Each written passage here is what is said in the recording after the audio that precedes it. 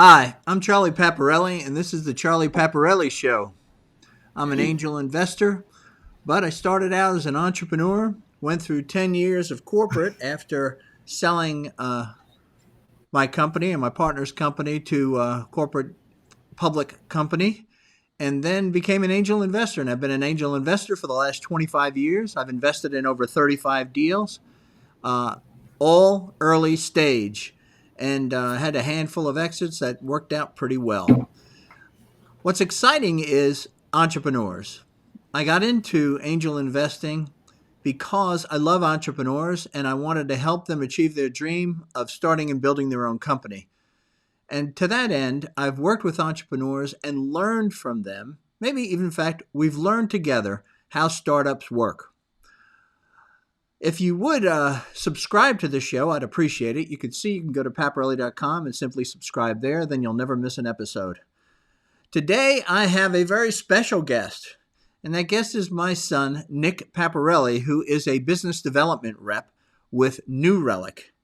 This idea of bringing Nick on was I've talked to several entrepreneurs that are technically based entrepreneurs, and they really don't know how to hire and manage salespeople.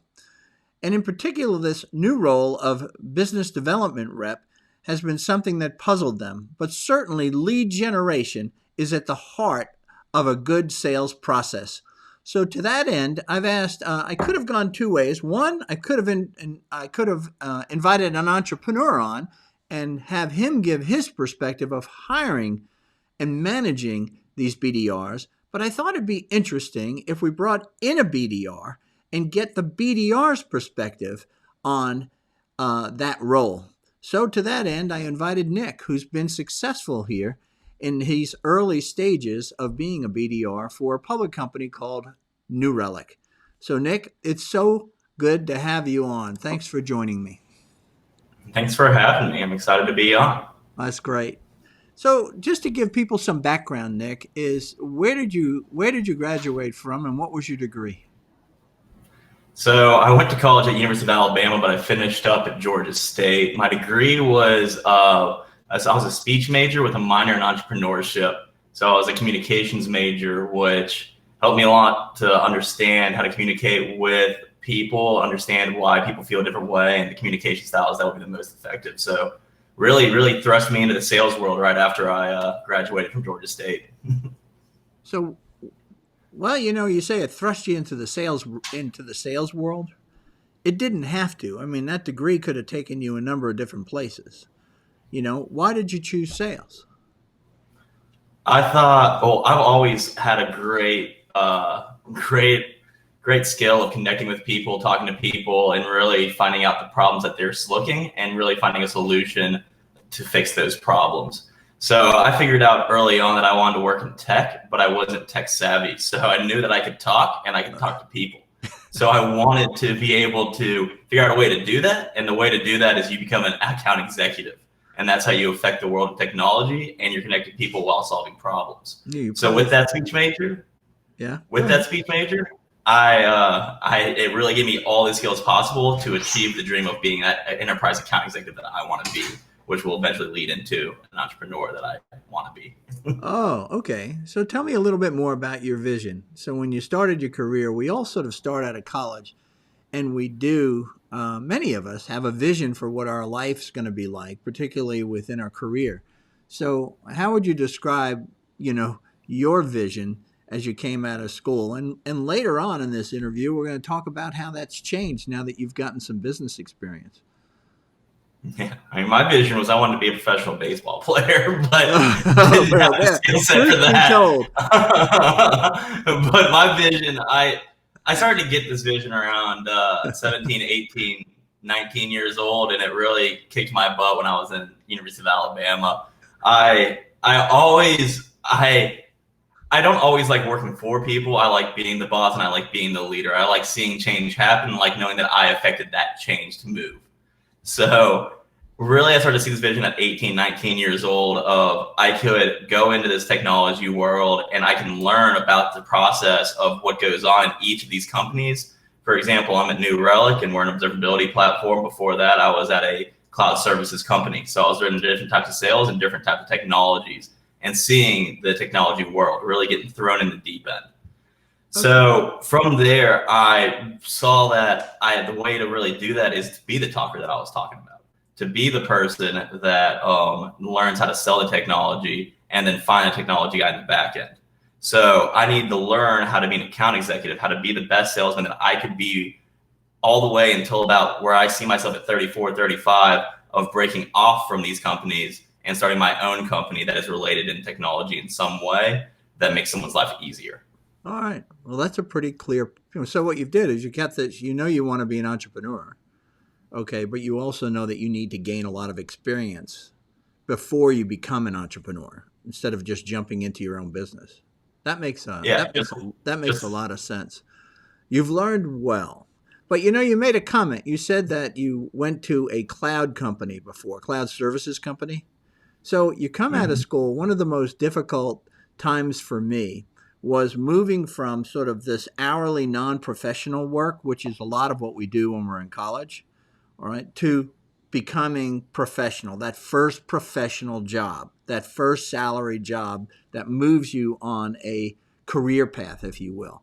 So how did you make that transition from college, knowing that you wanted to be a sales rep and eventually an entrepreneur? How did you make that transition from college to that first job? There was a few ways. One thing that really helped was working for a company in college. I worked for a BG ad group and I did sales for them and I did event work for them, an event coordinator. So I was kind of always on a schedule. I was going to class, going to work, going to class.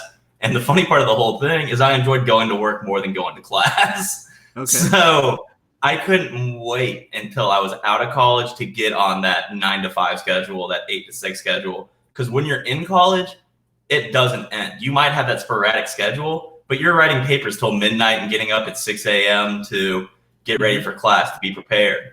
So I was just really ready and engaged and really having a job in college. But how do you make that? So you were at BG Ad Group and, that's sort of like an internship in effect. Okay.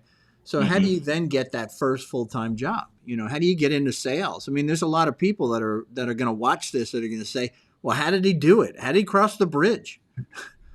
I did. First off, applied to a bunch of companies out of college, but from there, really, it was networking. I did use your network, and that helped me get that first job at Cloudreach. So it's really putting yourself out there, asking for help. But tell that story. Okay. Tell that story of how you got that first job. I mean, get it on the ground here. Okay, we'll take it all the way back. So I went up to you and said, hey, I need help getting a job. I want to be a business-to-business enterprise salesman. I want to sell software or I want to sell professional services. I wasn't sure. You said, great, this is what we're going to do. And you had your Christmas party coming up that year. You said, you're going to be the sponsor of this Christmas party and you're going to tell these people that you want a job. So I get to your place and you go, are you prepared? And I went, yeah, I'm prepared. Go, what are you going to talk about? And I went through this whole thing. I was going to talk about the struggle, about how I faced all these adversities and I overcame it. And you said, no, you're not. You're going to say, I need a job. That simple. Just ask for a job. So got in front of about 30 to 40 people. Yeah, there you go. So it was like 30 to 40 people. And these are all technology entrepreneurs, most of them, right? And you got up there and you told them who you were and what you do and what your interests are, where you want to go, and that you want a job and you're asked for help. What happened after that meeting? I had about 10 people probably respond to me. That's the most people that probably ever respond to me out of 40 people. Yeah. So that was great. I had some bad leads that you have to learn to qualify out that I had to learn that I can't get too excited about. And it came down to 2 companies and it was for 2 guys that I really respected and really admired, and went through the whole interview process and got the job at Cloudreach and chose to go with professional services over software sales to begin my BDR career. Okay. So so when you get started, like as a BDR, you get started, what was the starting salary for a BDR? Wow. I think my starting salary was 40 with 12.5 in commission. So I had a chance to make 52.5 my first year out of college. Okay, so the total comp was $52,500. All right, but that's a big jump. I mean, so you're coming out of Georgia State and you're getting your first professional job, and the job that you just left as an intern was paying far less than that. Yeah. Because it's sort of hourly work. So now you're a professional.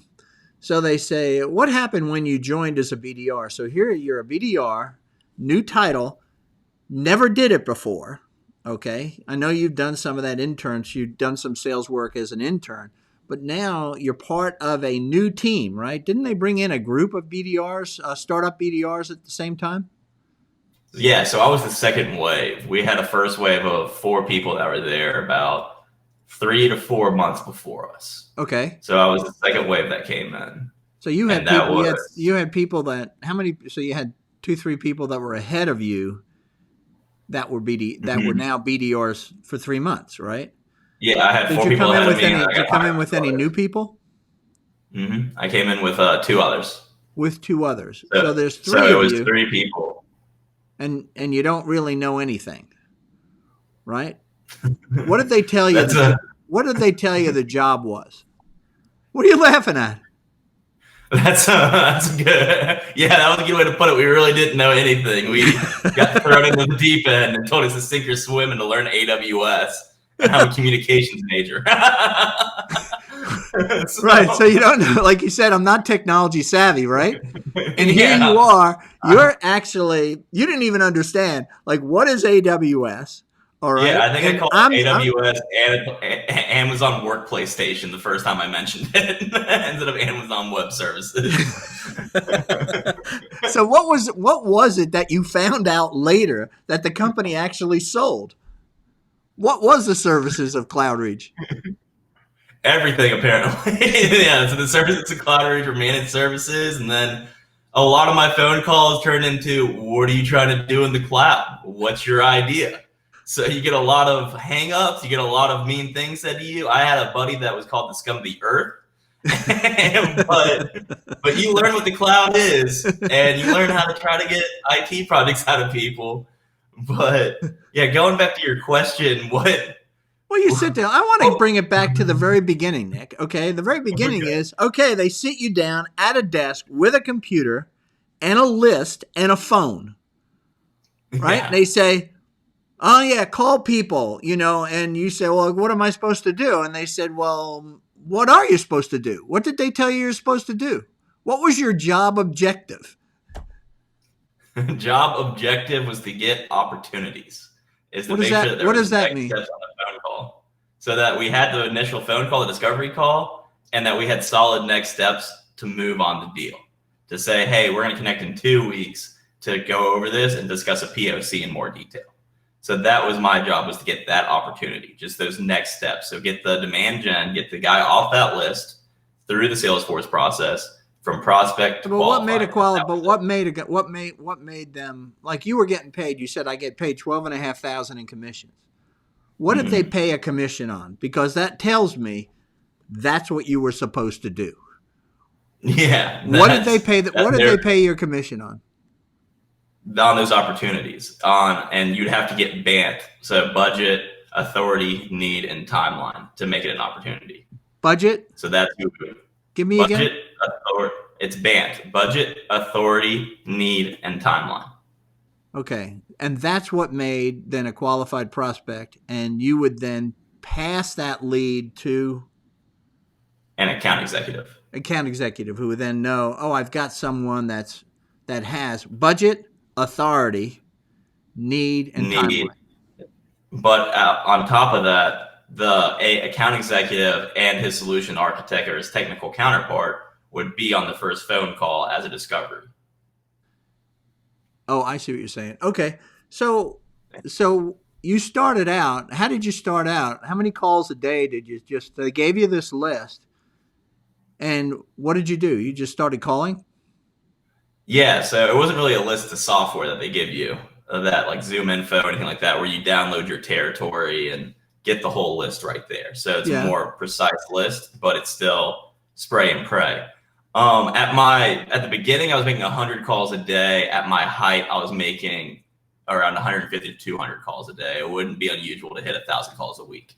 All right. So it became, so it must have become a competition between you and the other two guys that started with you, right? Well, you have to make it a competition. When you're cold calling and getting hung up on, you have to find some joy. So we made it into a competition.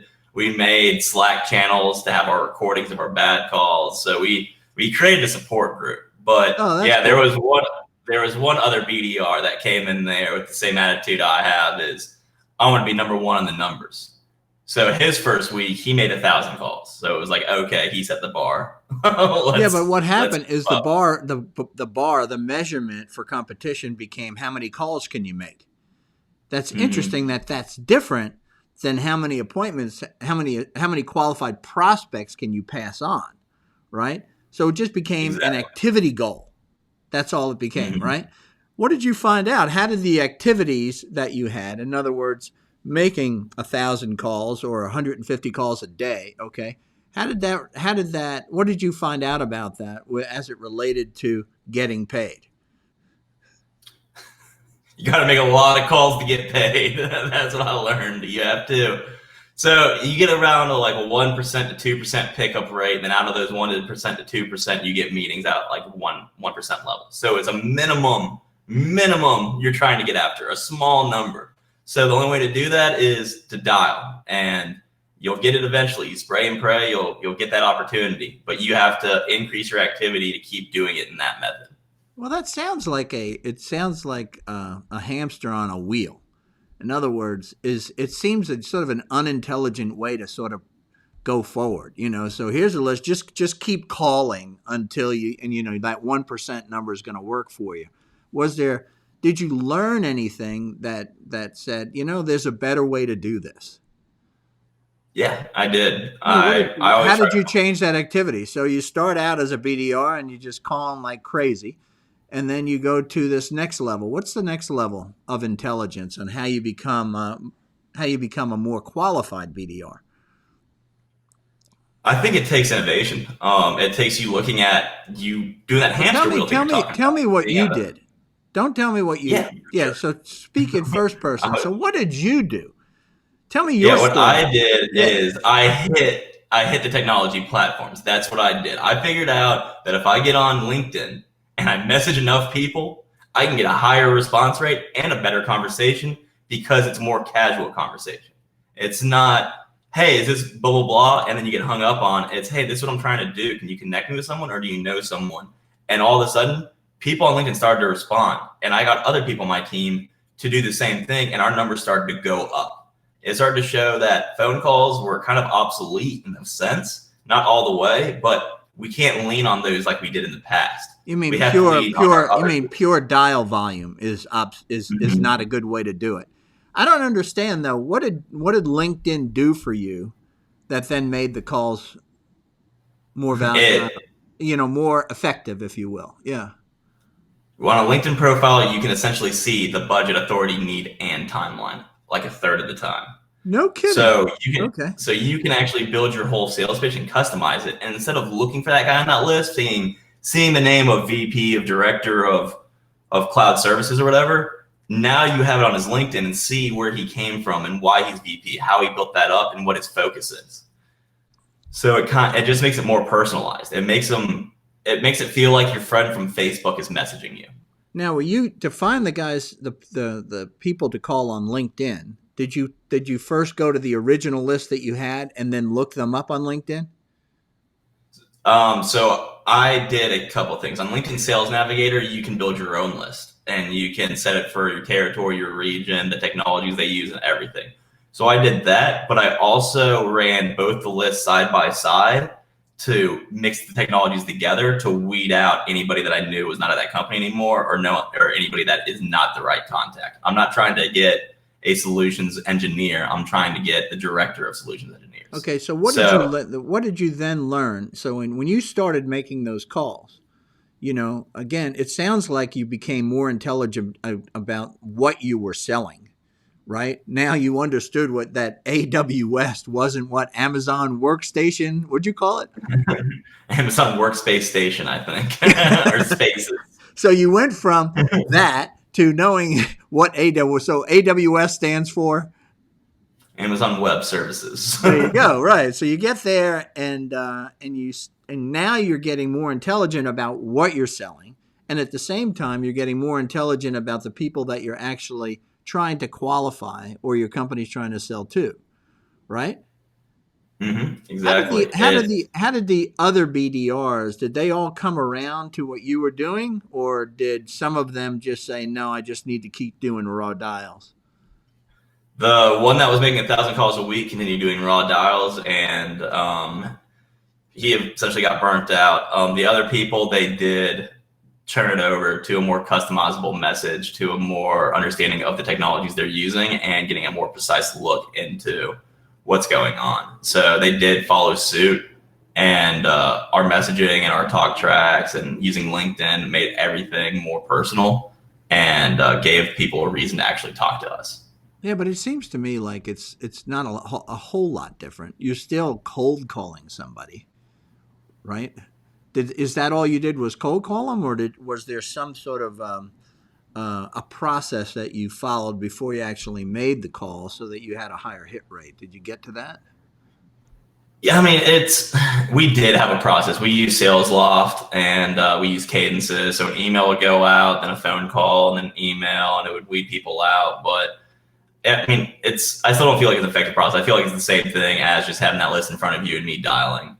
So the answer is, in the end, the answer is still dialing. Yeah, the answer is still dialing. That's still what you have to do. And our boss wanted to load us 300 people into a cadence, so that's 300 dials on a Tuesday. No kidding. So what was it? Tell me, what kind of help did management give you? You're like your boss. I mean, how did they guide you along? How did they train you? What kind of investment did they make in you? They encouraged me to go get my AWS Cloud Practitioner, which they would have paid for if I would have passed it. So there was like motivation to go get exams and tests. But my manager personally, he would sit down with us and essentially do a one-on-one cold call. He'd sit on the phone with us while we were cold calling. Okay. And show us how to really lead a talk track, because he was doing dial sales for used computer parts for the last 15 years. What did you? What are the lessons that the big lessons? Like, if you pick 3 lessons that you learned from that, because we're like when we're early in our career like that, the lessons are coming fast and furious. I mean, because everything's new. So what were the things, as you look back on working with that fellow, what did you learn from him? One, have a plan and be ready to call. So have something prepared to talk about, and make sure when you talk, you're introducing yourself and talking about why you're calling. So instead of it dragging on and being a personal conversation, it's, here's why I'm calling, here's the point. I don't want to take up too much of your time. So get to the point. There's one line. So get to the point. Okay, good. Get to the point. 1. Next steps is 2. Always leave it with next steps. Ask them about it. Instead of saying what time next week works, go, does Tuesday at 3 p.m. work? Even if it doesn't work for you, it causes them to look at their calendar. So then you can start moving things around. I do it all the time. I have cadences right now where I have every cadence I think says Thursday at 2 p.m. So everybody says, yeah, Thursday at 2 works, and I have to move things around. But at least they looked at their calendar, and now they know. Okay, good. Next steps. What else? And the third one is kind of one of my favorites. It's silent. Silence is actually golden. So playing the silent game is what I had to get used to. When I'm nervous, I talk. But if you're on the phone with someone and you ask a question and they don't respond, just stay silent and live in that awkward moment. Let them know that they have to respond. Pick up your phone, look at your phone, do whatever you want, let that silence run, and they will respond and be more willing to talk. That's great. That's really great lessons that you learned there. Tell me about what it was like as a BDR working with sales reps, account executives, right? So was it important as a lead gen, your job being lead gen and their job being, the sales process and closing deals? What kind of relationships are important? Did you build really with your AEs? So yeah, relationships are really, really important with your account executives. You're selling to your account executive. That's essentially what's happening. Is You're your selling client. you're selling to them? I'm selling myself to my account executive of why that I am bringing good meetings, why I'm not worthless, why they couldn't use a computer software that auto dials and does all that. So you have to build that relationship. Wait a second. So what you're telling me is the AEs had you feeling from the start, the first assumption was you're a BDR, you're worthless, right? Yeah, so you had to earn their respect. That's not the assumption. That's known. You can go on, look up. One of my favorite guys I follow on Instagram is named Corporate Bro, and he's a sales parody guy. And he makes BDR videos, and that's the whole point of the videos, is that we're worthless and we're scum. All right, so you have to work up from the seller to gain respect with the AEs. Well, how do you do that? You do that by talking to them a lot. You have to identify the right AEs to really talk to, because as you saw in Challenger Sale and all those sales books, is there's lone wolf AEs, there's different types of AEs. Well, guess what the lone wolf AE is not going to do? He's not going to work with you nor talk to you. So you can't take those things personally. You have to find the AE that wants to help you grow and wants to watch the business grow and watch their wallet grow. Because the AEs that I worked with that were more communicating with their BDRs were the ones with the high earners. They knew that little money made big money at the end of the day. Ah, that's interesting. So, but I don't understand. Like from the other side, I could look at this objectively and say, look, your job is lead generation. You don't really need, so you get paid based on the number of qualified leads that you find. What happens after they leave your desk? Who cares? Why is it important to have a relationship with the AE? I think that comes down to like a personal reason too. It's watching your career path grow. For me, that was the main reason I attached to these certain AEs, was that I saw that I could network and become an account executive faster. So why would they want to work for her? I'm sorry. Why would why would you want to build that relationship? Yeah. So why would they want to build that relationship? It comes down to, it's not really why would they want to build a relationship. They already know you're scum. Okay. The question is why do you want to build a relationship with them? Oh, I see what you're saying. Yeah. It's to get to the next step so you don't become scum. So you're known around the industry as a capable salesperson, as a capable BDR. There's a lot of BDRs that will remain scum out there, but you want to use that network. You don't want to be scum. You want to be the account executive. I guess what it comes down to, this is some of the laws of mentoring that I learned, is you want mentors, okay? And mentors are people that you want to become, okay? That's what you want as a mentor. And so your job is to create credibility with that mentor, because they're in meetings, okay, that you'll never get into. Not only do they teach you how to become better at what you're doing professionally, because you're kind of watching them and they're helping you along because they were BDRs at some point. But the other piece of this thing is you're probably the sales manager, when he needs a new salesman, is probably going to go to the better AEs and say, who do you recommend in our organization that might be a good choice? Well, boom, if you got that relationship, you're going to get that next opening. Exactly. That's why that's real important. But what happened is you got better at this, using your creativity, understanding the job better, understanding the product that you were selling, the service you were selling better, right?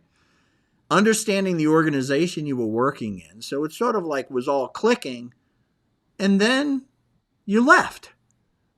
How did you get recruited out of? Were you looking for a job? Okay, or did you get recruited out of? How did that whole transition take place? I hit my numbers every quarter I was at that company. Every quarter. And I was told if I hit my numbers for 6 months, I would become an account executive.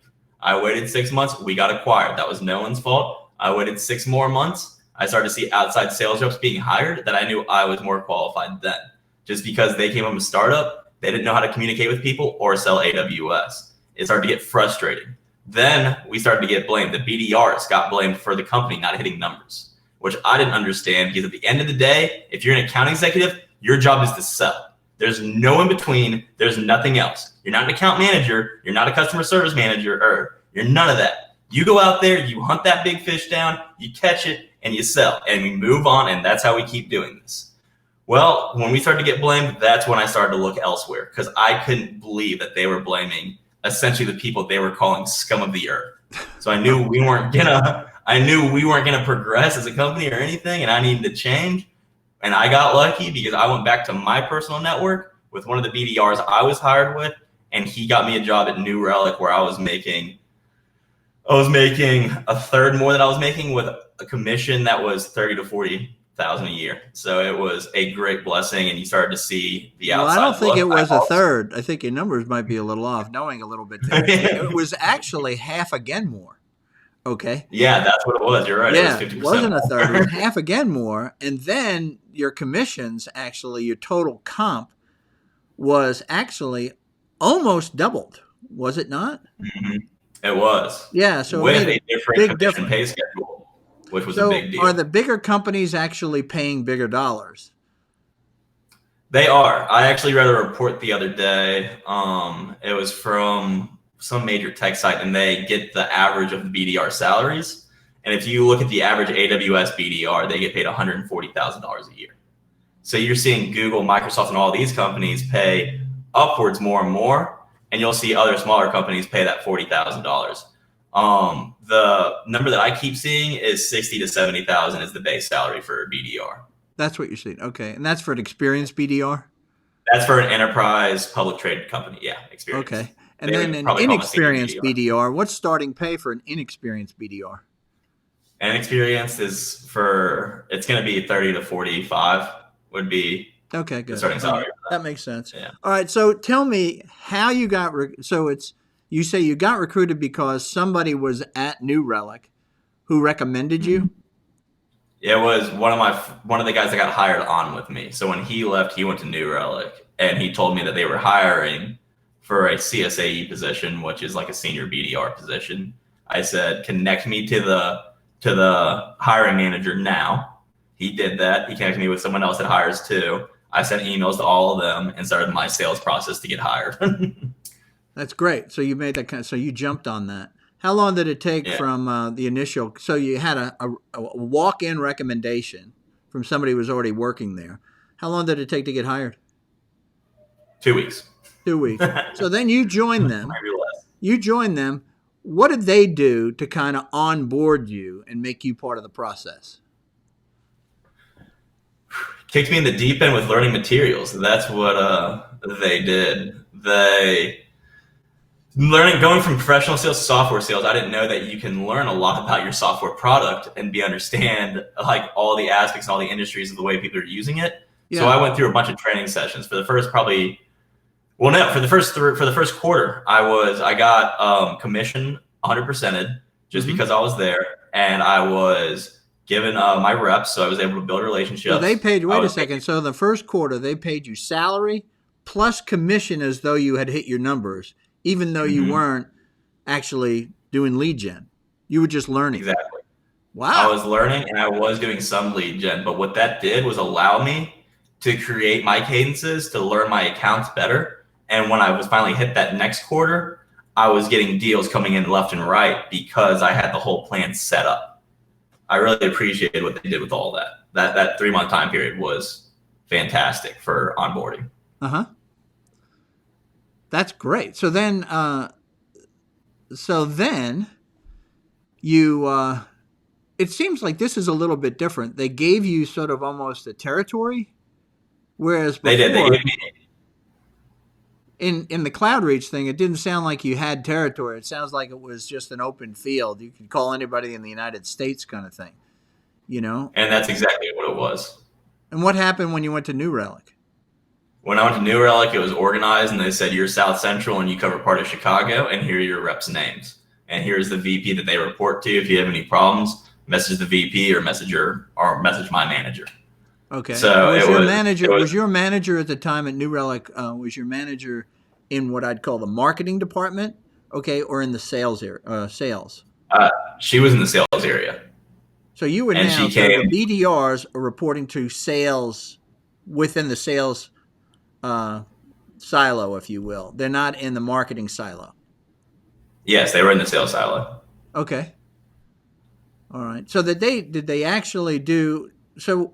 Did they actually do training for you with regard to how to make calls? Also. There was an expectation when I came in. I took that position that I already knew how to make calls. We did have cold call blitzes and block hours where we'd all sit in a room for an hour and cold call, and our boss could overhear that. But our boss is also listening to our recordings from Sales Loft, so that's another way in our one-on-ones that you improve. But there was no like, this is your call script. We have call scripts, but no one really uses them. Okay. Did the AEs that you were working with when you came in as an experienced BDR now, okay, to New Relic, did they still treat you? Did you really have to start as scum and sort of work your way up again? It was a little different since not everyone was in the office really, because I have South Central and Chicago. I'm not in those offices. Oh, I see. So they don't treat you like scum. If they don't want to work with you, they just don't talk to you. So you get ghosted. So they just don't respond to anything. And I have buddies that deal with that still to this day, and they've been doing this for 2 years. They just can't get their AE on the phone to get that next opportunity. So I would say it's easier to find someone to connect with because people are responding to you. You feel wanted in a sense, as opposed to scum. All right, so it helps to have that experience, so that they give you. In other words, they're giving you a shot. Okay. Yeah. You can prove yourself to be scum, or you could prove yourself to be valuable. But I'm gonna withhold judgment until I talk to you. All right. Yeah, absolutely. What's the difference between the reps that actually work with AEs who work with the BDRs and build relationships, and those that don't? What does their performance look like? So there are going to be some that are high performers that don't work with BDRs that are just really good at their job. I see others that don't work with BDRs that they do struggle, that they could use an extra meeting. Like there's nothing worse than being almost a quota and you ignored your BDR all quarter, and he could have made up 75,000 in your pipeline or something like that. Just put a number there. Okay. And it would have helped. The ones that I work close with, that really mentor me and help me and teach me about sales and connect with the companies, their numbers are phenomenal. They hit way over their quota every quarter. They hit over quota so much that they're able to take 3-week-long vacations during quarters that they trust me to actually help build the business or build their book of business. And they connect me with people inside different business units in these enterprise accounts, because it just makes more sense to dig deeper instead of dig wider. So they work with you. In fact, they're actually giving you lists of names to call and say, look, qualify these people out for me and then bring it to me. And that saves them time and increases their productivity. That's a lot smarter. That makes total sense. So what was your job objective again now at New Relic? You were getting paid to do what? So I actually we got paid accounts and we got greenfield accounts. So greenfield is the ones that no one ever touches or we haven't got into. So really, with the paid accounts, it was easy. It was the same idea. Let me take that back. I'm sorry. It's the same idea. I had to find opportunities. But when you're selling software, you can find opportunities a little easier because are you having trouble with downtime? Yes. Well, here's New Relic. Let's have a meeting. Oh, that would be great. Okay. So it was that same opportunity idea, but you could only get one per account, even if it was paid. So even if you went to different business units, it was still one, and you're still qualifying off next steps or off what I was saying was BANT, that budget authority need timeline. Yeah. To get that 25% of what Salesforce calls 25% to a deal process or full deal being closed. But it seems to me that one thing that you've learned is you go to the problem quickly. Mm-hmm. Yeah, is that the secret to qualifying somebody so that you don't waste their time and your time? I had someone tell me back in my my beginning days at New Relic that sales has never changed. If there's a problem, your job is to provide a solution to that problem. Yeah. So yes, the easiest way to get an opportunity is to say you have a problem. Not say you have find their problem and show them how your solution works and what it can do better. So Yeah, but That's yeah. It's if you tell me I have a problem, or if you ask me directly, a lot of times I don't really know that. How do you get to qualifying me to see if I in fact do have it, as opposed to me being defensive and saying, no, no, no, no, I don't have that. You see? yeah. I mean, at the end of the day, you're not going after someone saying, "Hey, your baby's ugly." Right. you're not. You're not pointing and saying Because you have that's a what it problem. kind of sounds like. That's what it sounds like. Yeah. I Okay. mean, yeah. That's what it's You gonna made kind a of sound count. You like. made a That's comment. how, You said like, "Oh, you have downtime on your online systems," and they go, "Oh yeah, all the time. Yeah. Oh great. Then we should talk." And of course, you say you have downtime in your systems, and they go, "Look, man, I don't have time for you. We've got everything. So right, I just blow you off." So how yeah. do you make it so that we finally have a conversation and I'm finally honest with you? Research. That's really what it is. It's your Okay. pre-research and your prep work.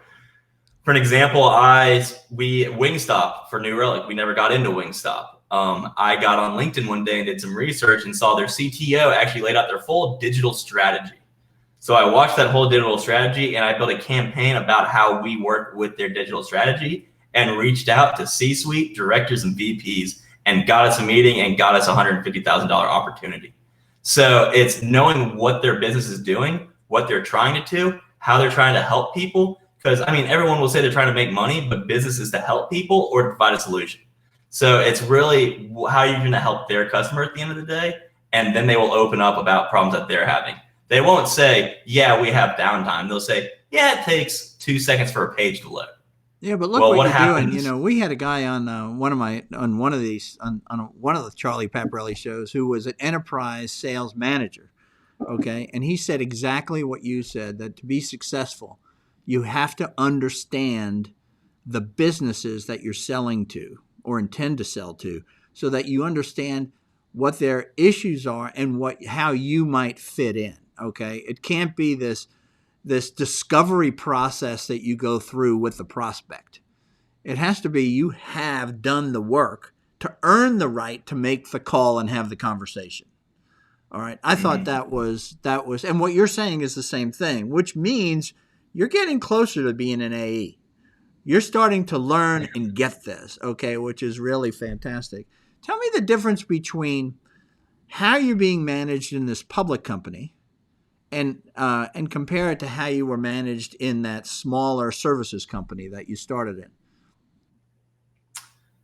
Yeah, I would say there were more eyes in that smaller services company because everyone was in the office, everyone was looking at you, and everyone was judging every moment you did or everything you did. So you had to be buttoned up, professional, and you couldn't make mistakes.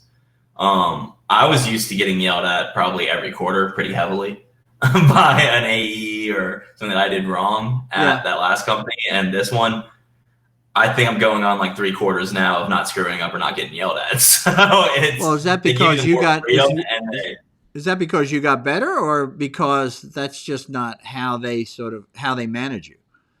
I think it goes from micromanaging to freedom. So the more freedom you get, the more you'll.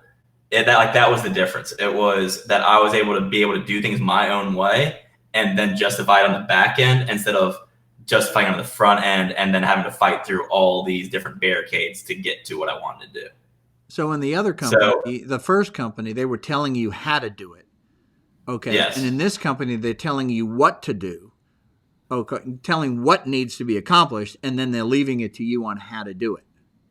Yes, they are. And then they also provide some team cadences and things like that, which corporate America will do at the end of the day. They provide what? I didn't understand that. They provide what? The team cadences or team sales plans that you have to do, Got it. Like workshops, webinars, things like that, which are easier to do now because I'm not a robot. I have free thinking. Well, that's interesting though. But those are 2 different ways to manage. Okay. There was a friend of mine, you know him, Rusty Gordon. He says, he says that you can tell me what to do, or you can tell me how to do it, but you can't tell me what to do and how to do it. Okay. Yeah. And that's what you're responding to is, okay, give me what needs to be accomplished. I'm going to figure this thing out because I have the creativity and I have the drive because I want to make money. All right. Mm-hmm. That's really good. So what would you say to an entrepreneur who's looking to hire a BDR? Okay. His first BDR, what is, here he is, he's a technology guy, he's looking for somebody to do lead gen. What should he be looking for? And where does he look? Where do you guys hang out? We hang out in sad places. No, we're all over the place. We're salespeople, so you'll find us all over Midtown, Buckhead, and anywhere where there's girls. But you're laughing, but that's probably true. Okay. It is true. So there's two types of people that I see take on this role. And the first one is the kid out of college, the kid that came from the good family. And it does take him a while. It takes him a year to probably a year and a half to understand how to truly act in the workplace and how to take that drive and turn it into work ethic. So they're not bad to hire. It's just going to take a minute to process that out. And you're going to have growing pains because every millennial or every Gen Z has an attitude. It's just what it is. That's just how we are. We have some spunk. Then you have the other people who were the people that were working in college and going to school at the same time.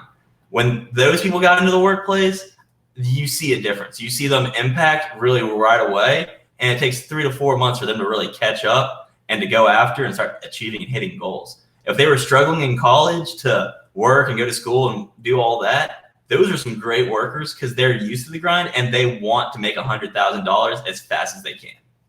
I got it. Okay.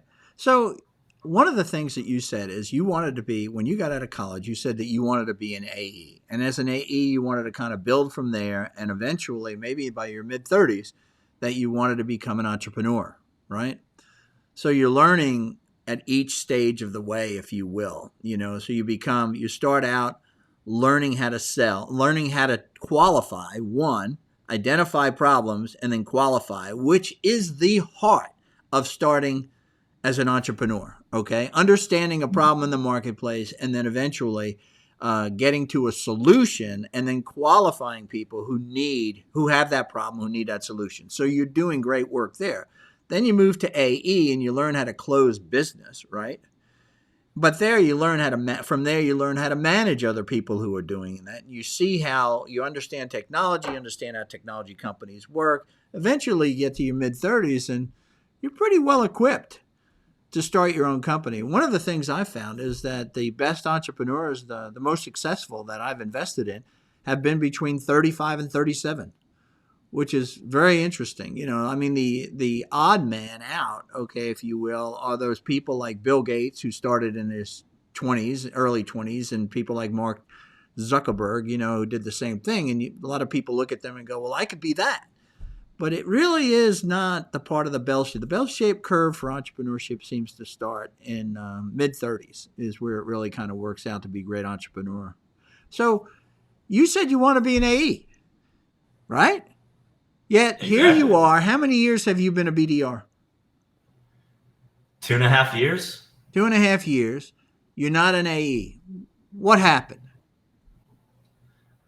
I think one, the pandemic happened, so that slowed down a little progression, but I'm not going to use that as an excuse. I think when you jump ship from a company and go to a different company, you start over as a BDR essentially. So they don't count the 1.5 year service that you did already. Your service time essentially goes back to 0. So you have to work that year to 1.5 years to be an account executive again. I also, when I left, it's probably because they want you to prove not only that you work well and that you can do the job and hit your goals, but that you come to understand their business and their customer base, okay, their prospect base. Okay, go ahead. Yeah, and then from there, it's really, I didn't know the full sales cycle when I left that cloud service company. I didn't know what an order form was. I didn't know what we did to close deals. I didn't know what happened after that first discovery meeting where it became an opportunity. Okay. So I had to learn that at Cloudreach. Cloudreach gave me the tools to learn how to really progress and close a deal. But at the same time, I can't expect myself to be an AE within 6 months if I don't know how to close a deal at all. So it was really a new learning experience. I learned some of other companies that I didn't know I was missing out. But now you're at New Relic. Okay. Mm-hmm. And you've been at New Relic for how long? A year. Just a year. Just a year, right? Okay. And a lot of this year has been in social distancing, right?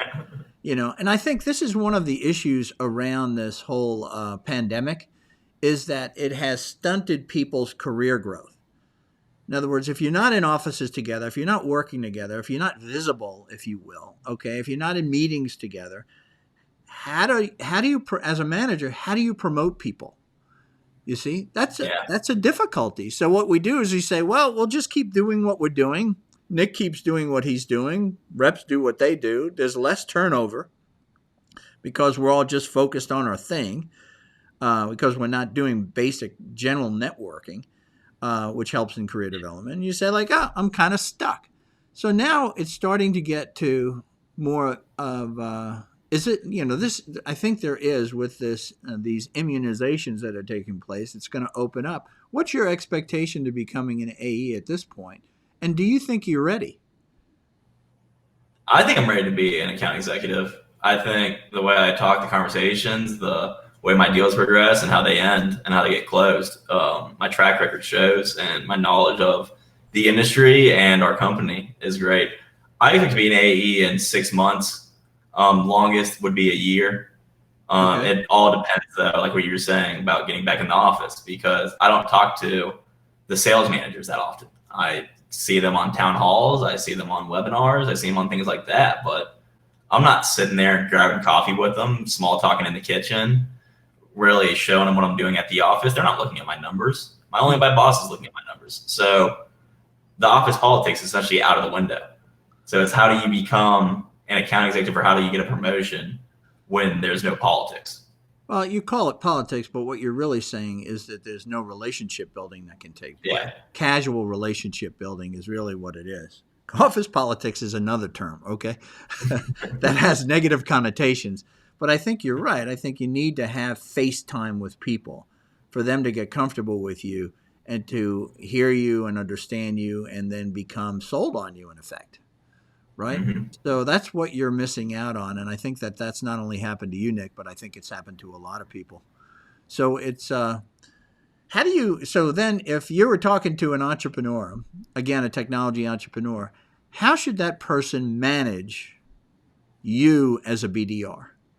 You join their organization and they say, here's a desk, here's a phone, here's who we talk to, here's the problem that they have, find us good leads, man. Just find us good leads. They don't know how to do it, right? What?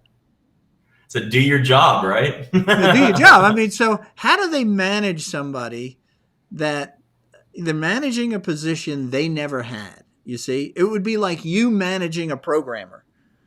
How are you going to manage their productivity, right? You see them working all the time, but you don't know if they're doing anything that's adding value. How do I manage you as a BDR so that I know I'm getting a good return? That's, the way that I look at it is you treat your BDRs like they're your minor league system. Okay. So instead of getting them to crank out calls and send a bunch of emails, you are really teaching them why they're making all these calls, why they're sending the emails, helping them create this messaging, making them be more precise. Because if you're developing this person over time, you don't want him to just be a cold call machine. You want him to be a sales killer and closer. Yeah. And the best way to do that is to personally develop the person over time and have trust that you making this salesperson will be better than you hiring an outside sales rep to come in. So it's really that. That's really good. So as somebody who's hiring you as a BDR, I shouldn't be looking at you as just for a lead gen person. I should be looking at you as my next salesperson. Mm-hmm. And you're going to prove it out to be the next salesperson. One, because you know how to qualify. So you know how to talk, to sort through this field, this wide open field, and get to that one piece of corn that makes sense to talk to, right? Yeah. And then you have to learn the sales process. And then you're a rep. And you're going to learn the sales process because you build a relationship with the reps that are being successful to start with. And that's how you get to where you want to be, and that's where the entrepreneur gets to where they want to be, which is to grow their company and to grow their sales force. Wow. I think this is going to be very, very valuable for people, Nick. I think you've done a really good job here. Thanks for sharing this path from a BDR's perspective. It's so easy to have a CEO saying, well, let me tell you how we manage our BDRs. But, this is, I think this is going to be very helpful to entrepreneurs. I know that I learned a lot from you, and it's clear that you're going to be successful at what you're doing. So keep working towards that vision that you have. And your next step is to be an AE. And that'd be cool if it's with a public company that's as fine as New Relic. So Yeah. Thanks a lot. I'm going to, you need to kind of get back to making calls so you can start making money and can move to your career. I'm going to say goodbye to everybody, and then we'll close this thing out. But Nick, thank you very much. I love you, and I know that you're going to be a great success. Thanks for having me. Yeah. Well, thank you, everybody, for attending the Charlie Paparelli Show. Once again, if you're interested in being a part of this community, please subscribe at paparelli.com. Help me build this community of entrepreneurs and even make recommendations for people that we might have on this show to share with other entrepreneurs, because we're all about entrepreneurs helping other entrepreneurs, because together we're stronger. Thanks for attending. Take care.